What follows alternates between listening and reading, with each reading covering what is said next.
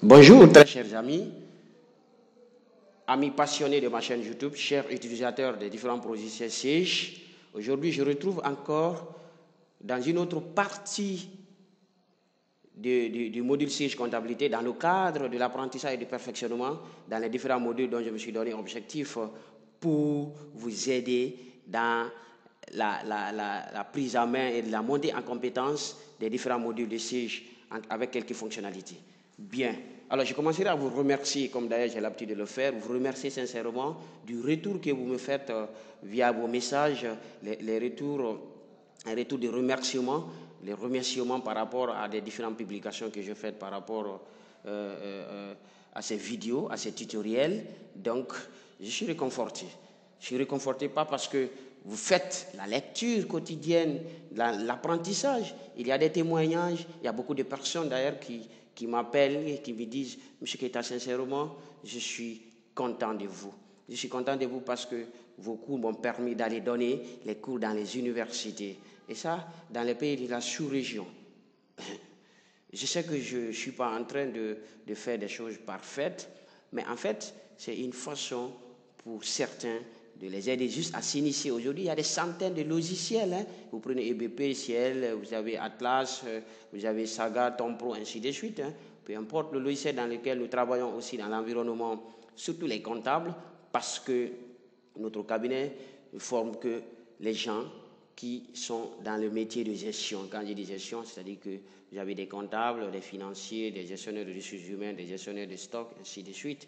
Donc, nous donnons les cours théoriques liées à la pratique. Alors, peu importe le logiciel que nous utilisons aujourd'hui, le principe de la gestion, c'est ce que nous cherchons à donner à certains pour ceux qui font des formations sur place. Alors, le tutoriel dans lequel je vais aujourd'hui exposer, c'est sur la partie rapprochement bancaire. Vous serez peut-être étonné parce que c'est un cours que j'ai déjà édité.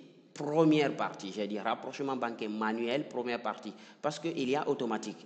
Aujourd'hui, je ne suis pas en train de vous dire que je vais vous faire la deuxième partie, qui est le rapprochement bancaire automatique.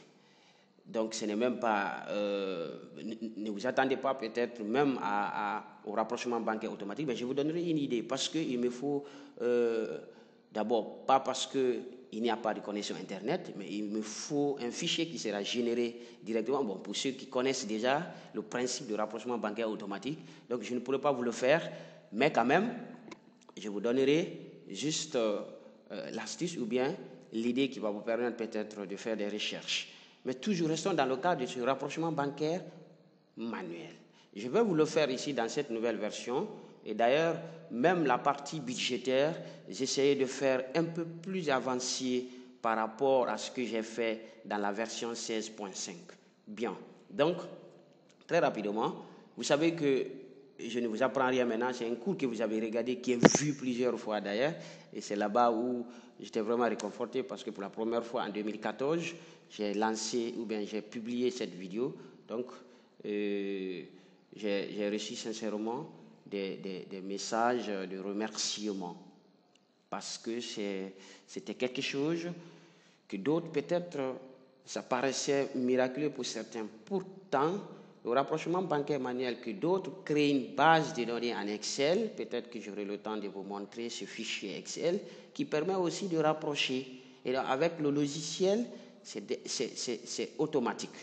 Donc, ça vous donne le temps, en fait. Voilà, donc voyons un peu, pour éviter un peu mes discours qui n'ont pas de sens. Hein. Voilà, vous savez que je parle trop, nous sommes des enseignants. Voilà. Alors, donc, je vais venir, excusez-moi parce que je n'ai pas jusqu'ici revenir à la forme initiale de ces menus-là, parce que je vous ai fait, il y a 4 jours, une vidéo sur la personnalisation. Peut-être que certains n'ont pas aimé cette vidéo. Pourquoi? Parce que je ne me suis pas donné la peine de voir comment alors personnaliser. Alors, je me suis juste lancé et j'ai dit personnalisation. Je suis désolé. Je suis désolé, mais c'est que je voulais juste faire comprendre à certains, ceux qui m'ont envoyé le message, est-ce qu'il y a une possibilité? Alors, une façon pour leur dire qu'il y a une possibilité, il y a bel et bien une possibilité, excusez-moi, pourquoi j'ai fait. Alors, revenons à la chose essentielle, le rapprochement bancaire. Le rapprochement bancaire, comme vous le voyez ici, vous avez saisi des opérations bancaires ici, ça concerne le rapprochement bancaire automatique parce que vous voyez là, vous verrez forcément ici l'extrait. Un extrait qui va être généré automatiquement. Donc, ça nous permet directement de générer un fichier. Voilà. Donc, ce n'est pas l'objet du cours. Hein. L'objet du cours, c'est le rapprochement bancaire manuel. Et comme déjà, je vous l'ai montré, je ne vous apprends rien ici parce que c'est quelque chose que vous avez déjà vu. Il suffit de choisir juste le code journal ou bien la banque même dans laquelle vous voulez faire le rapprochement bancaire. Voilà. Et forcément, je vous ai dit que vous ne pouvez pas faire un rapprochement bancaire. Le principe, la condition, c'est que vous devez avoir une pièce très importante, indispensable, on appelle le relevé bancaire.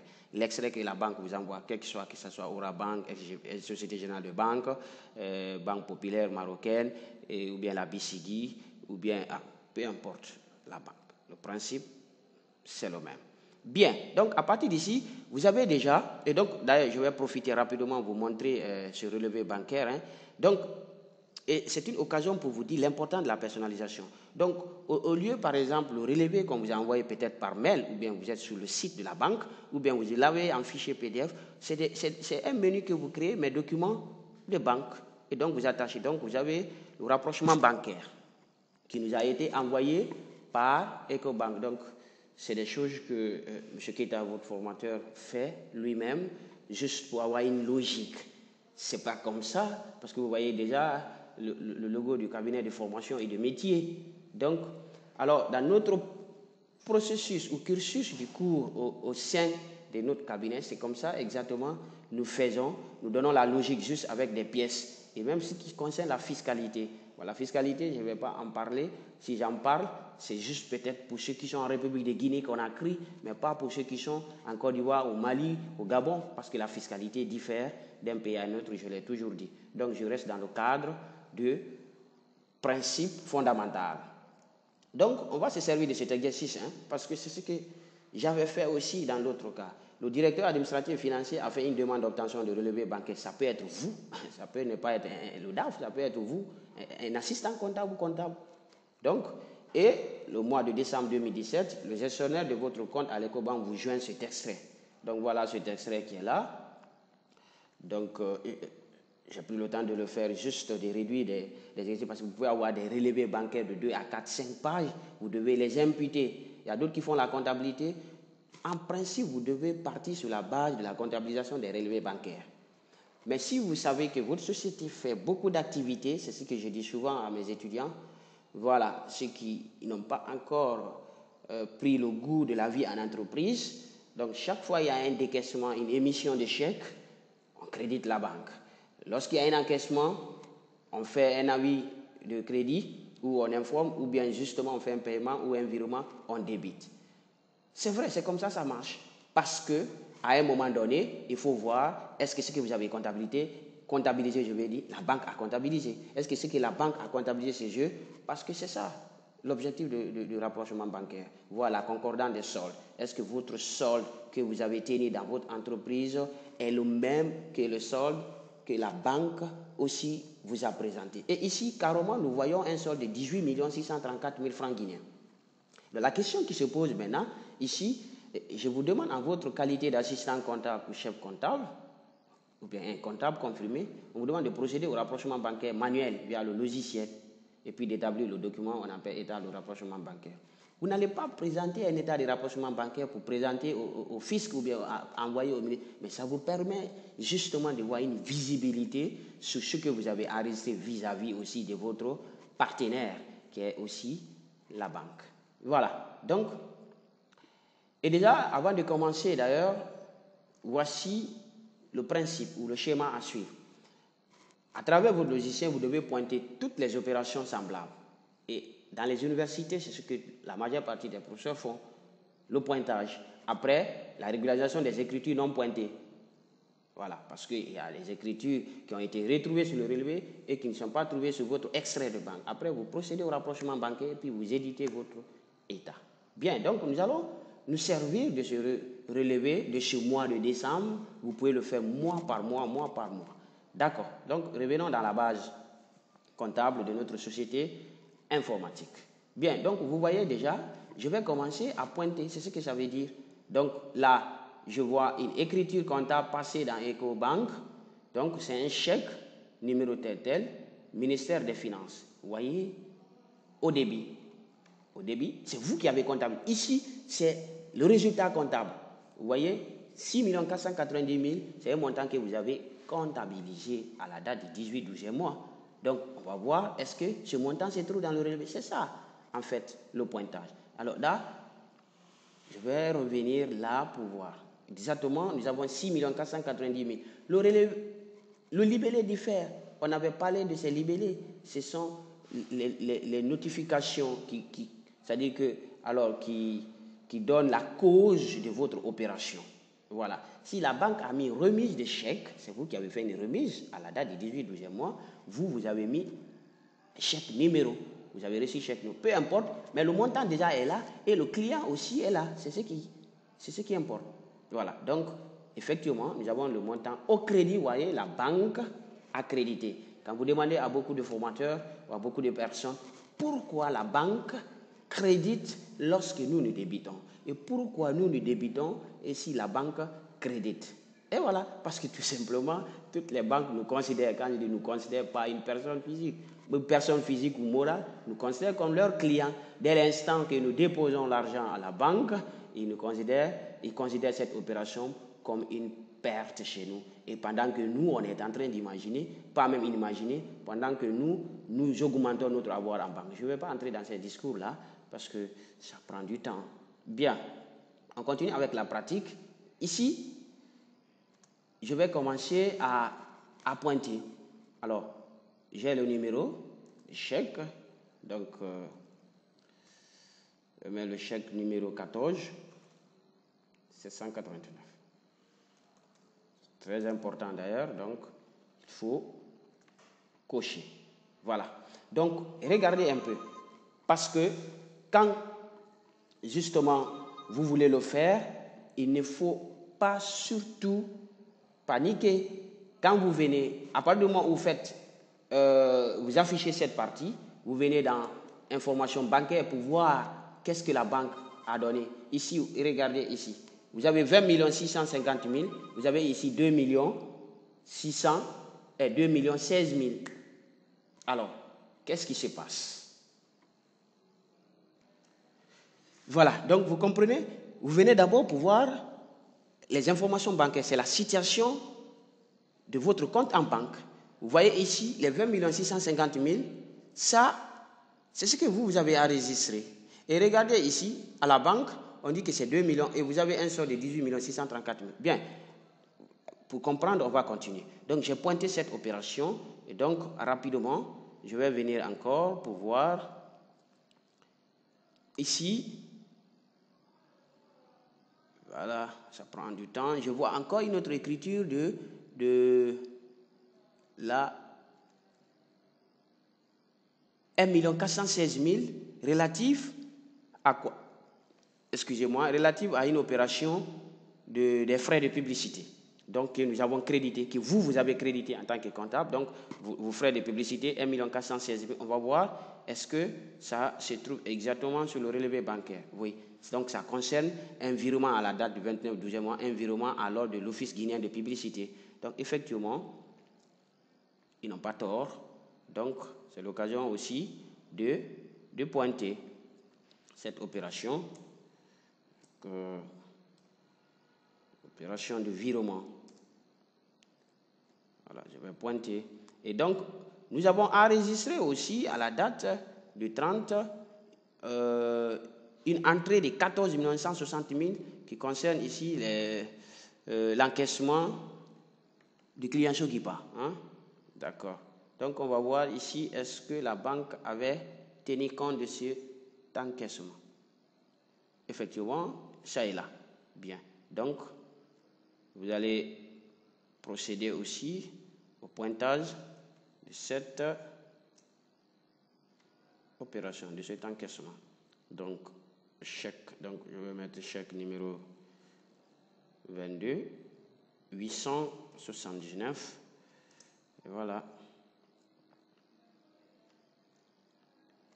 Voilà, vous vous rappelez, dans l'ancienne version, il n'y avait pas de cases à cocher. Vous savez, il y avait ici un onglet là où il fallait pointer. Bien, c'était une icône. Avec la version 16, vous avez pointé aussi. Très bien, donc on continue. Et on va voir là, encore, un retrait du guichet automatique de 500 000. Est-ce que la banque a tenu compte? On va chercher 500 000. Effectivement, on voit ici, retrait Gab, lui-même, c'est le directeur, hein, 500 000. Effectivement, ça fait partie du relevé. La banque a comptabilisé. Donc, nous allons pointer, ces 500 000 existent. Guichet automatique de banque. Gab.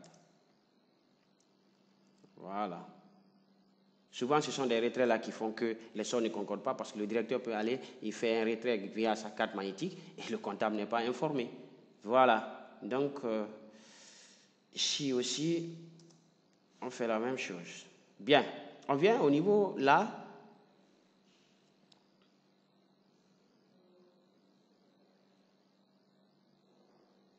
« 100 000. Hein? Vous avez ici frais bancaires 100 000 crédités.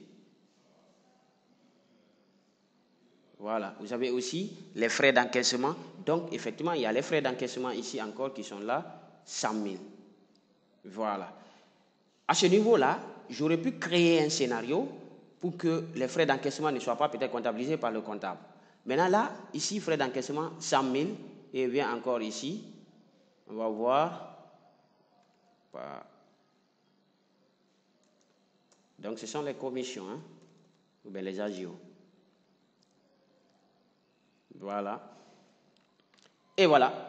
Regardez, vous avez le solde relevé théorique, 18 634 000. Là, c'est coché. OK. Vous avez 18 634 000. Et les 18 634 000, ça, c'est notre solde relevé théorique. Ça veut dire quoi? Parce qu'au départ, on n'avait rien ici. On n'avait pas l'information comptable. On n'avait rien ici, 18 634 000. Mais le fait que nous venons de faire un rapproché, chaque fois on rapprochait, les montants là s'augmentaient. Et vous voyez, on va voir sur le relevé bancaire, comme je vous l'ai montré déjà dans la vidéo précédente, vous avez les 18 634 000 au crédit, un seul créditaire qui notifie que nous avons un avoir en banque de 18 634 000. Et c'est ce que nous venons de vérifier avec le logiciel par le processus de pointage 18 634 000. On peut vérifier à nouveau les informations bancaires. Vous voyez, ici, les 18 634 000, c'est le solde comptable. Maintenant, le solde pouvait différer lorsque, par exemple, le comptable avait omis, pas même omis, parce que si les retraits peuvent s'effectuer et la banque n'a pas envoyé l'avis de débit, et vous voyez, non? Donc, le comptable n'a reçu pas les frais tant qu'il n'a pas le relevé. Donc, si on n'avait pas reçu les 100 000, il y aurait eu un écart. Et c'est cet écart-là qui allait faire l'objet du deuxième chapitre, pas chapitre, mais deuxième principe, la régularisation. La régularisation des écritures non pointées. Les écritures que vous avez trouvées à la banque et que vous n'avez pas trouvées chez vous, vous les régularisez en passant par la comptabilité, soit dans les opérations diverses ou les journaux concernant ces opérations. Parfait. Donc, vous avez fini de faire le rapprochement bancaire. Évidemment. Donc, si vous voyez maintenant les écritures, parce que ça, c'est les écritures non rapprochées encore. Et si vous voyez maintenant les écritures rapprochées, ici, là, voilà. Quand vous finissez, vous fermez. Bien.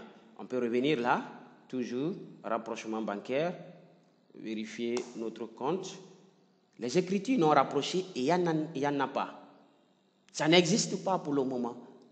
Écriture non rapprochée, en tout cas pour le mois de décembre. Mais quelles sont les écritures que vous avez rapprochées? Il suffit juste d'activer la requête là et vous voyez. Donc vous pouvez aller avec plusieurs critères, ce que vous voulez, ça dépend. C'est bon? Bien. C'est quelque chose que vous pouvez également imprimer. Voilà. Bien. Merci. Et là, si toutefois je pouvais continuer, c'est juste pour... il y a de cela 2 semaines que un de mes, bon, comme on le dit, un de mes fans, hein, les spectateurs, les lecteurs, les différents lecteurs de l'ensemble de mes logiciels, qui a envoyé un message, est-ce que vous savez faire état financier? Est-ce que vous connaissez édition pilotée? Parce que carrément, il a écrit le message. Il dit, vous ne publiez que... Bon, ça a été un peu, pas péjoratif, mais ça a été un peu... le message n'était pas un peu modéré. Voilà, il écrit carrément, vous ne publiez que les vidéos sur la partie comptabilité, gestion commerciale et pas beaucoup la paye. Parce que il y a certains modules, c'est le paramétrage qui compte. Ce n'est pas ce que je peux faire pour tout le monde. Bien, vous avez déjà la base, vous connaissez déjà comment créer certains trucs et vous avez besoin du perfectionnement. Et croyez-moi, avec ne serait-ce que le module comptabilité, pour avoir une maîtrise parfaite, il vous faut, disons, 6, 8 à 9 mois en train de faire quotidiennement. Voilà. Et voilà, donc, vraiment, il m'a dit, est-ce que vous faites aussi édition pilotée? Oui, je fais édition pilotée. Est-ce que vous faites état comptable et fiscal, état financier? Oui, je le fais. Voilà, je vais vous montrer. Ça ne fait pas l'objet du cours aujourd'hui. Donc, le jour où je reviendrai peut-être vous présenter l'alias fiscal, je ne sais pas si je le ferai. C'est comme ça, je prends des promesses fallacieuses et je ne tiens pas. Donc, je le fais aussi, hein, édition pilotée. Déjà, retenez que si je livre actuellement les versions SQL Server, l'édition pilotée est intégrée. Voilà. Et si vous avez besoin de ces applications, vous êtes une petite ou moyenne entreprise, vous pouvez me contacter sur n'importe quelle adresse qui s'affiche sur les vidéos. Voilà. Et donc, vous dire que vous avez le pilotage ici, lorsque vous avez besoin de faire des tableaux personnalisés, parce que c'est ça l'objectif d'ailleurs de l'édition pilotée. Hein. Donc, ici, je me permets par exemple de voir au niveau de l'évolution des charges. Voilà. Et je vais par exemple le détail des charges. Si je veux voir le détail des charges, donc je peux actualiser.